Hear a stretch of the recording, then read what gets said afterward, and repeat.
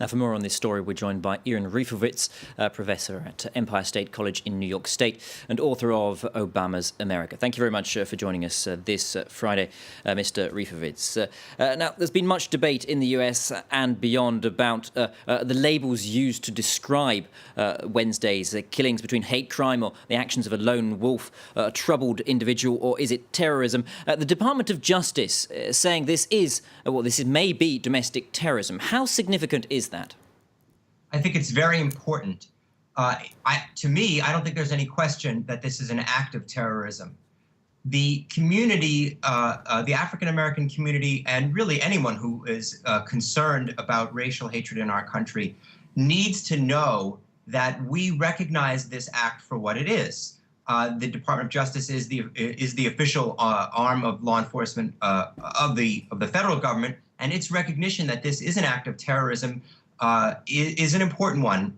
It makes clear that we understand the seriousness of what we are facing here. We don't want to have a double standard where it's only terrorism when an act like this is committed by somebody who is who is not white or not Christian. An act of terrorism is an act of terrorism no matter who commits it. Okay. Now, moving on, the civil rights group, the NAACP, has called for the Confederate flag to be taken down in South Carolina. Barack Obama, the US president, saying it belongs in a museum. How significant is it that the symbol of pro-slavery South does still remain so prominent in places like South Carolina? Well, it's very significant. The fact is that in the year 2000, the South Carolina legislature passed a law setting the Confederate flag where it is now, which is at the top of a soldier's monument. They brought it down from where it had been, which is the State House. Having done that, however, they made it virtually impossible for the flag to be moved off where the grounds where it currently is. In fact, it's actually padlocked. You can see it if you look at a photo of it. So this tells us that the South Carolina legislature, at least as recently as 2000, feels very strongly that this is to be a permanent symbol of the people of South Carolina. If they were to reconsider that, I would say that would be a significant step forward in showing that the white majority of South Carolina understands just how serious and how wounded the African American community is by the kinds of acts we saw from Mr. Roof. Okay.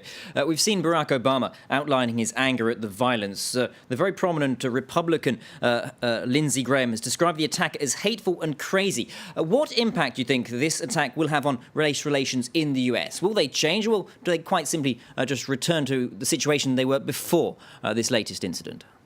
Well, I think we have to take the short term and the long term separately. I think in the long term, we are moving to a better place, certainly if you compare 2015 to 1955 or 1855.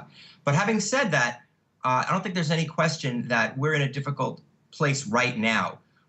You do see people coming together in Charleston and in other parts of the country to mourn together. I think it's very powerful to see the images that some of us have seen, if you've been following in the media, of largely white community of South Carolina expressing its grief, expressing its sorrow. So that's a positive.